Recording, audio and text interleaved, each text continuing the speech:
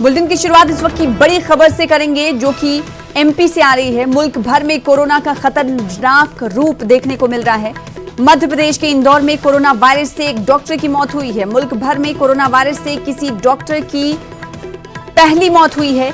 MGM medical college ने मौत की तस्दीक कर दी है। कोरोना मरीजों के इलाज के दौरान वायरस के शिकार हुए थे। तो इस वक्त की बड़ी खबर मध्य प्रदेश के इंदौर से आपको दे रहे हैं, जहां पर लगातार पॉजिटिव केसेस का आंकड़ा बढ़ रहा है। तो वहीं इस बीच अफसोसनाक खबर ये आ रही है कि कोरोना वायरस से एक डॉक्टर की मौत हुई है। इंदौर में कोरोना वायरस से और पूरे मुल्क में कोरोना वायरस से किसी डॉक्टर की पहली मौत हुई है। एमजीएम मेडिकल कॉलेज ने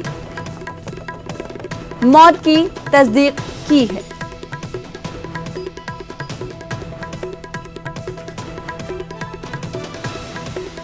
तो मध्य प्रदेश में कोरोना वायरस अब खतरनाक सूरत इख्तियार करता जा रहा है। तेजी से फैल रहे कोरोना की चपेट में अब डॉक्टर्स और नर्स भी आने लगे हैं।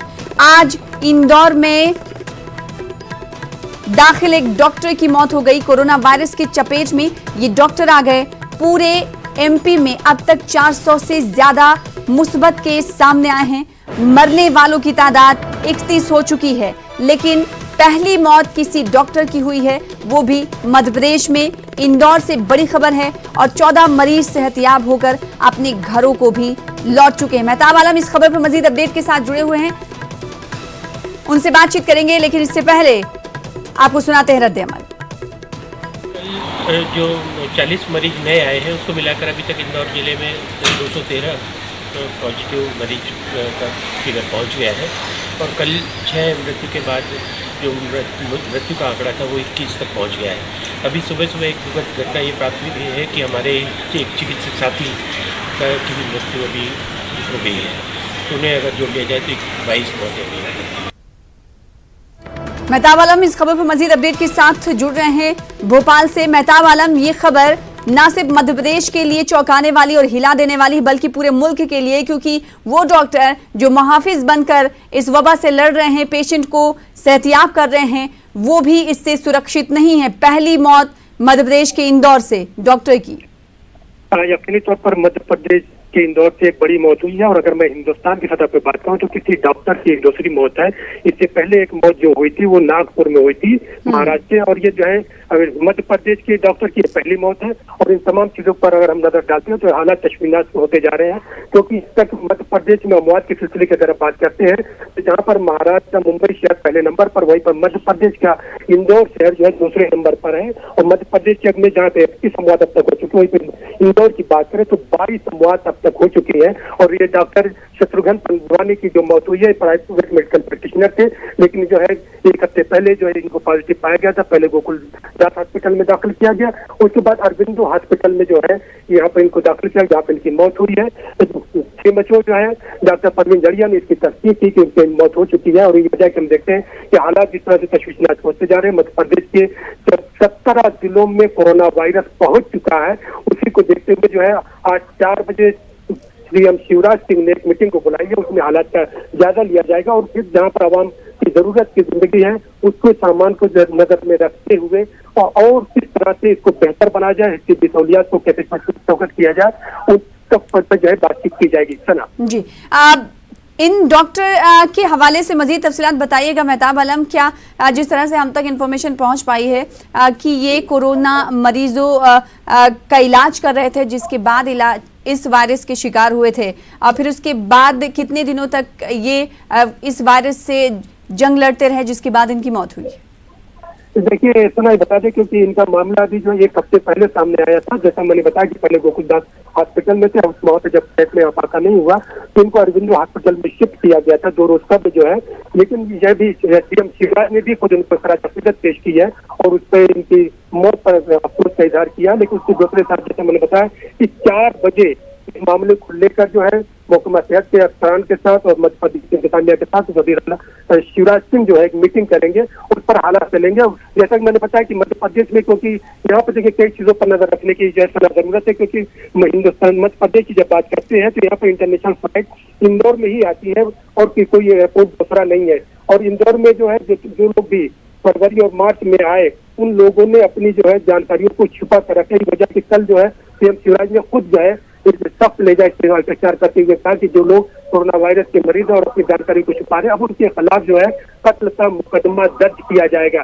वहीं पर एक चीज और हम बता दें कि जहाँ पर ये चीज चल रही वहीं पर आशा कार्यकर्ताओं को मध्य प्रदेश हुकूमत ने सर्वे के लगाया है, लेकिन उनके पास पीपीई किट नहीं है। जब वो लोग जब सर्वे करने के लिए गए तो मुकामी लोगों ने उनको भगा दिया, गाँव के लोगों ने सर्वे नहीं किया और उन लोगों ने खुद कलेक्टर से शिकायत की कि पहले अगर किट को प्रोवाइड किया जाए उसके बाद हम किसी तरह का सर्वे करने के लिए जाएंगे। तो यहाँ पे एक चीज देखिए नजर में रखने की, जब जिन लोगों से हुकूमत सर्वे करवाना चाहती है, जब उनके पास ही किट नहीं है तो दूसरों का सर्वे कैसे करेंगे? यानी सरकार जो दावे कर रही है कि खातिर खा इकदाम कर रहे हैं, जो वसायल हैं वो तमाम अस्पतालों के पास भी मौजूद हैं और जो जमीनी सूरत-ए-हाल का जायजा लेने के लिए जा रहे हैं उनके पास भी तमाम वसायल मौजूद हैं, ये पूरी तरीके से गलत साबित हो जाते हैं यहाँ पर। यकीनी तौर पर और इसी चीज को लेकर देखिए अभी खुद जो है मध्य प्रदेश के साबिक जो है वजीर कानून पीसी शर्मा ने शिवराज हुकूमत को संसद का निशाना बनाया कि अस्पतालों में सहूलियात नहीं है और जाहिर सी बात अगर अस्पतालों में सहूलियात नहीं है तो फिर ये तमाम लोग जिसको सर्वे पर लगाया गया, एक तरफ गवर्नमेंट ने चाहती है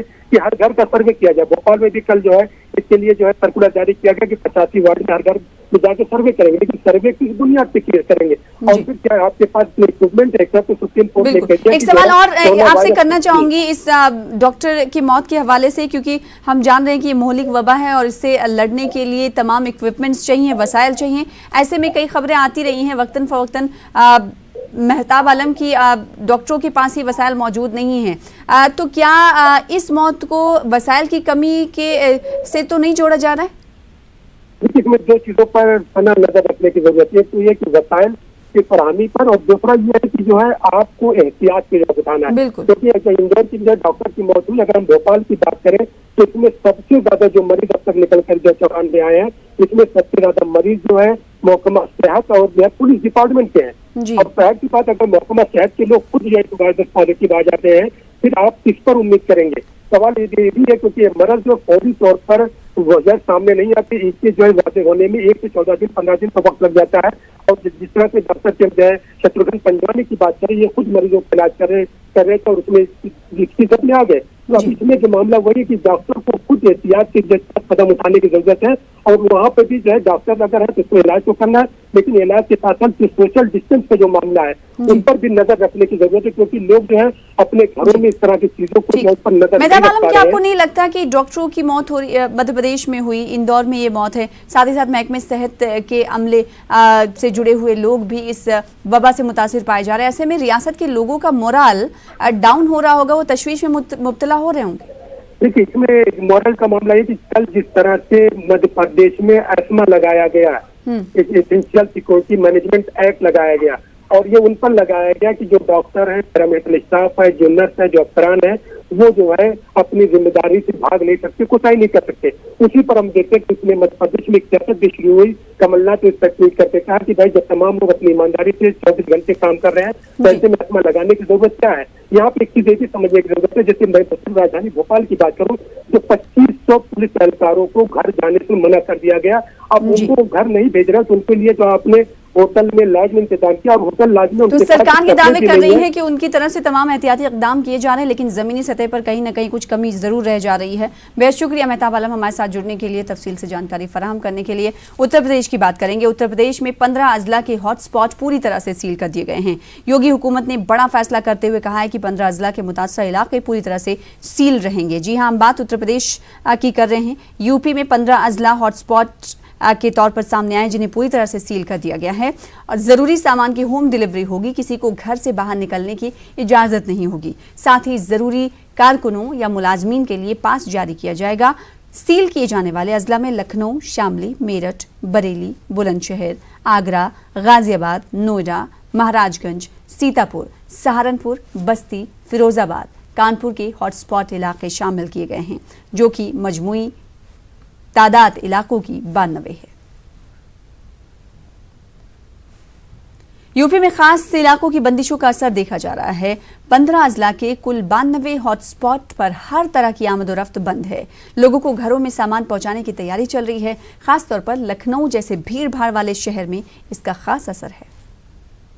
कल राजधानी लखनऊ के 12 हॉटस्पॉट चिन्हित करके पूरी तरीके से सील कर दिए गए हैं। आप देख सकते हैं इस समय हम राजधानी लखनऊ के इंदिरा नगर के उस इलाके में हैं जहां को पूरी तरीके से हॉटस्पॉट को सील किया गया है। यहां पर आवागमन को पूरी तरीके से बंद कर दिया गया है, साथ ही पुलिस फोर्स तैनात कर दी गई है। आप देख सकते हैं कि यहाँ पर सैनिटाइजेशन का काम बराबर किया जा रहा है। ये हर घंटे पे सैनिटाइजेशन का काम चल रहा है। सफाई कर्मियों को भी पूरी तरीके से हिदायत दे दी गई है कि यहाँ पर इस एरिया को काफ़ी अच्छी तरीके से सैनिटाइज करें। साथ ही साथ हर छोटी से छोटी चीज़ को ध्यान दिया जा रहा है। यहाँ पर पुलिस प्रशासन के द्वारा यहाँ पर काफ़ी सख्ती बरती जा रही है। जो लोग अनावश्यक अपने घर से बाहर निकल रहे हैं उनके चालान किए जा रहे हैं, उनके विरुद्ध मुकदमे दर्ज किए जा रहे हैं। साथ ही साथ जिस एरिया को सील किया गया है वहाँ के लोगों की जिम्मेदारी अब पूरी तरीके से पुलिस प्रशासन के द्वारा ले ली गई है। जो भी एसेंशियल चीज़ें हैं जैसे दूध, फल, सब्जी, राशन इत्यादि पुलिस के द्वारा इनको सप्लाई की जा रही है। जो लोग अनावश्यक घरों से निकल रहे हैं उनको रोका जा रहा है, पुलिस के द्वारा उनसे बातचीत की जा सकती है। आप देख सकते हैं कि यहाँ पर एक अभी दंपति आए हैं, उनसे पूछा जा रहा है कि वो किस लिए निकल रहे हैं।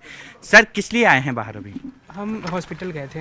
हॉस्पिटल गए थे वाइफ को दिखाने। तो ये लोग एसेंशियल निकले हुए हैं, हॉस्पिटल जा कर के आ रहे हैं, दिखा के आ रहे हैं, तो पुलिस इनको आने जाने दे रही है। अन्य अगर बात की जाए तो यहाँ पर लोगों को पूरी तरीके से रोका गया है। किसी भी तरीके से बाहर आने से पुलिस की सख्त हिदायत है। अगर सूबे के आंकड़े की बात करें तो अभी तक 361 लोग कोरोना पॉजिटिव पाए गए हैं।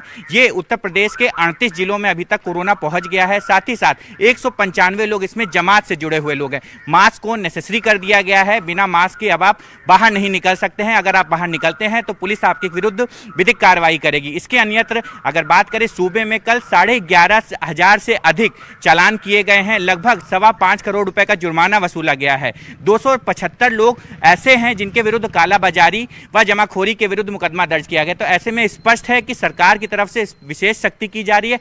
साफ तौर पर इस हॉटस्पॉट्स वाले एरिया में जो भी अनावश्यक निकल रहे हैं उनके विरुद्ध सख्ती से कदम उठाया जा रहा है। पुलिस किसी को आने जाने नहीं दे रही है, बराबर इसकी विरुद्ध कार्रवाई कर रही है। ऐसे में देखना यह होगा कि सरकार जिस तरीके से कोरोना पर नियंत्रण कर रही है, लोग किस तरीके से सरकार का साथ दे रहे हैं। घर में रहकर सुरक्षित रह करके खुद भी सुरक्षित रहें और लोगों को भी सुरक्षित रहने दें। कैमरा पर्सन गोपी गिरी के साथ प्रशांत Pandey, news 18 Lucknow.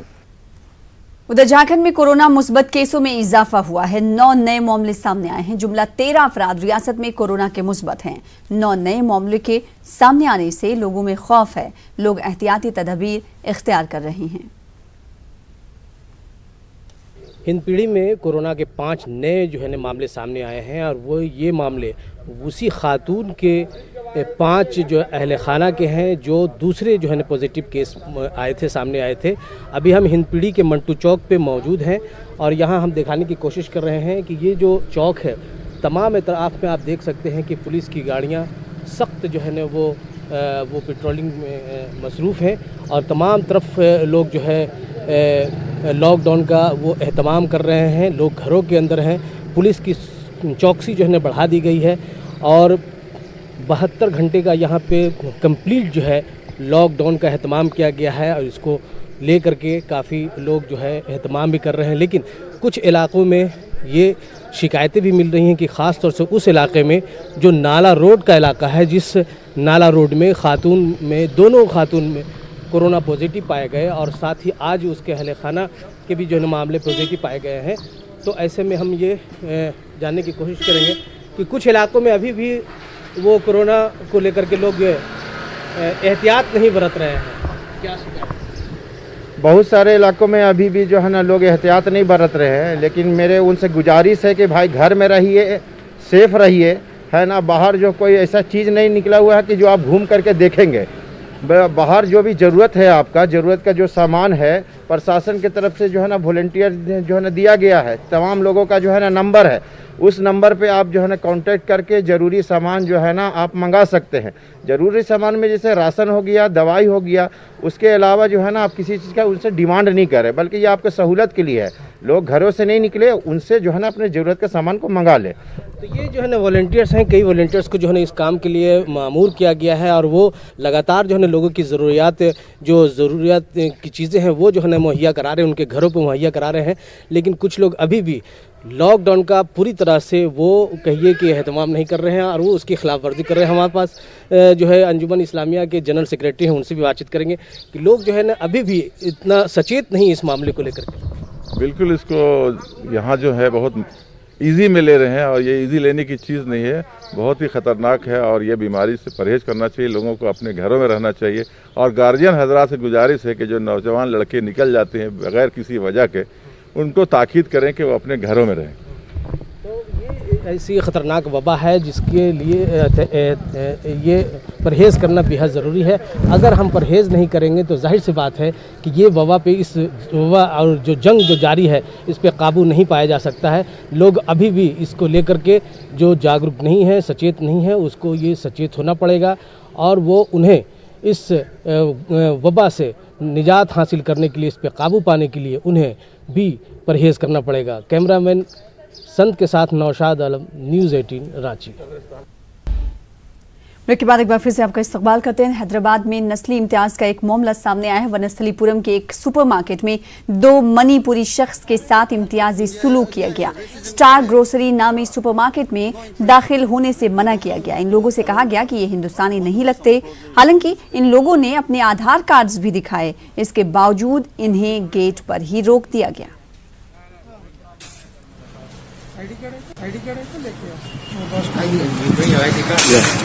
ID card है? नहीं है भैया, एंट्री नहीं है बोल रहा हूँ मैं साहब। क्यों एंट्री नहीं है? हाँ भाई,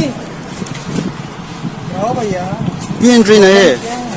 प्रॉब्लम क्या है? ये सिचुएशन प्रॉब्लम है ना। सिचुएशन तो मालूम है, लेकिन हम लोग कोरोना वायरस इन्फेक्टेड नहीं है।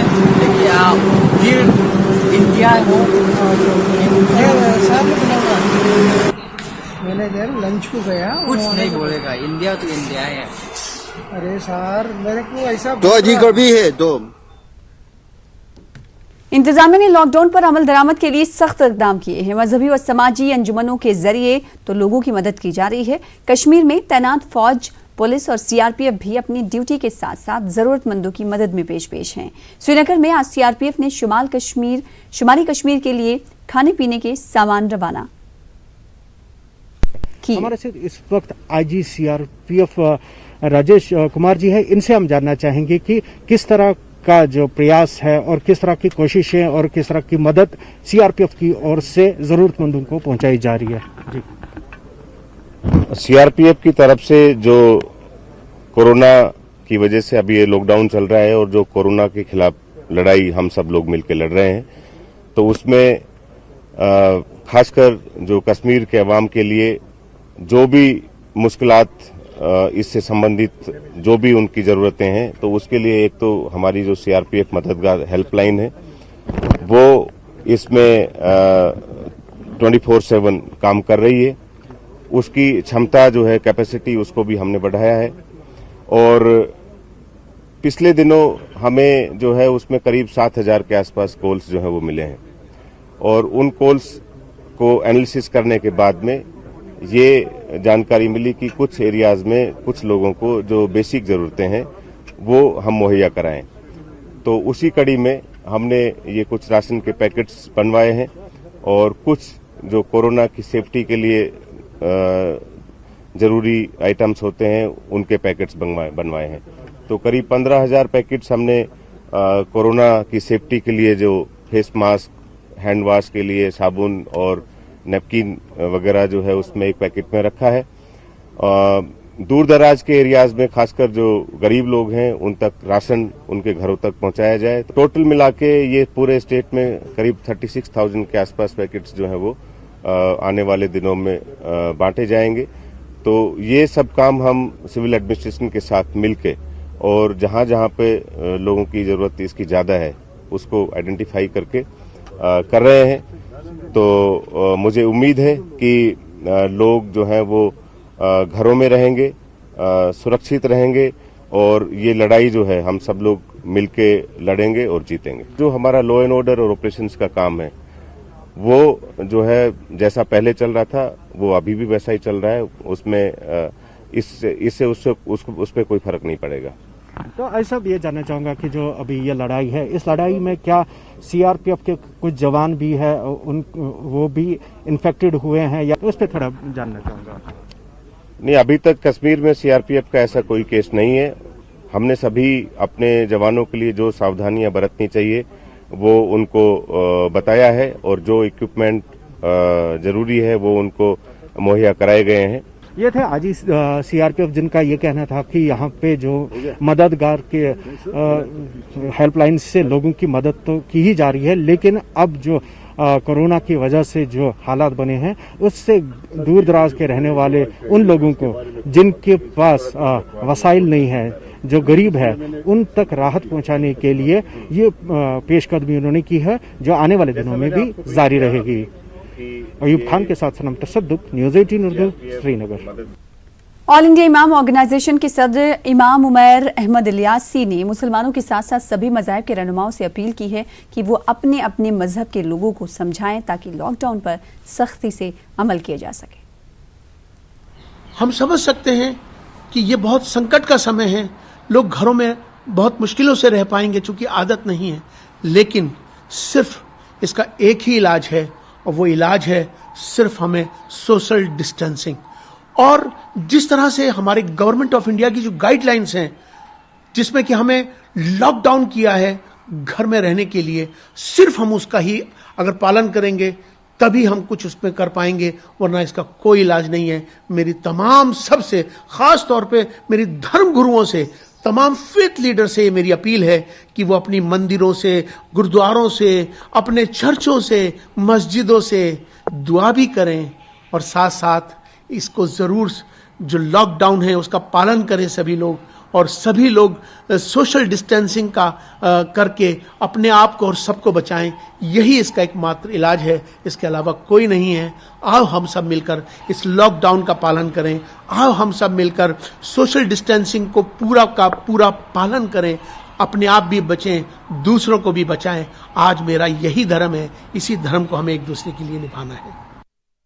रात के मद्देनजर मुस्लिम अक्सरियती इलाकों में सिक्योरिटी सख्त कर दी गई है। दिल्ली का बटला हाउस कब्रिस्तान पूरी तरह से सील कर दिया गया है। सीआरपीएफ के जवानों को मौके पर तैनात कर दिया गया है। हर आने जाने वाले से पूछताछ की जा रही है। कब्रिस्तान के आसपास बड़ी तादाद में पोस्टर चस्पा किए गए हैं। दिल्ली पुलिस लोगों को घरों में ही रहने की अपील कर रही है। दिल्ली के ओखला इलाके के बटला हाउस में है और ये मुस्लिम अक्सरियती इलाका है। आप देखेंगे कि यहाँ पर जो कब्रिस्तान है, शब बारात के मद्देनज़र तमाम तरह की यहाँ पर इस एरिया को सील कर दिया गया है, पूरे तरीके से इसको बंद कर दिया गया है। किसी को भी आने जाने नहीं दिया जा रहा है।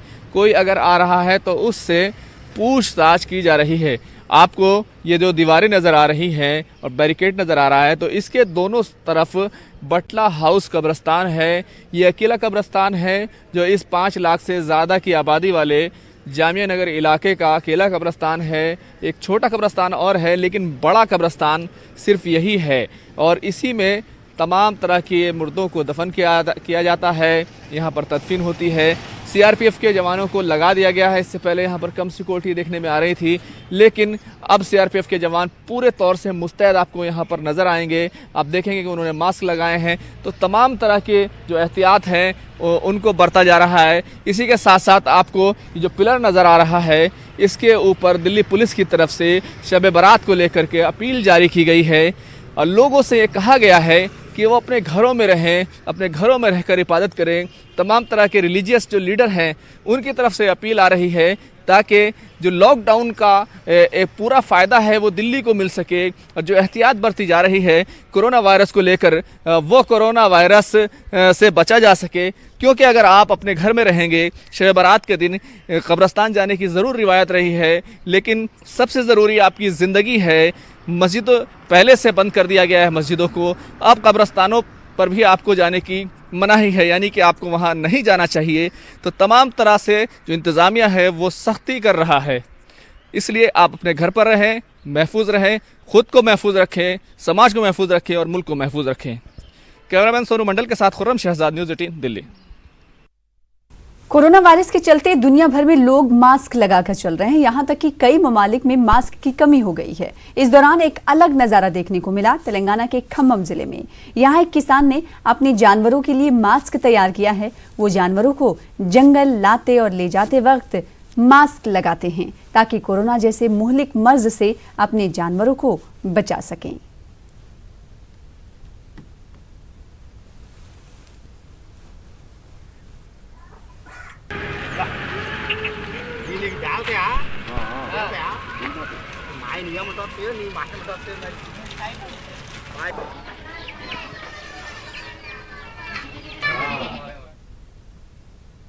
बुलेटिन में फिलहाल इतना ही। मजीद खबरों के लिए देखते रहिए न्यूज़ 18 उर्दू। आदाब।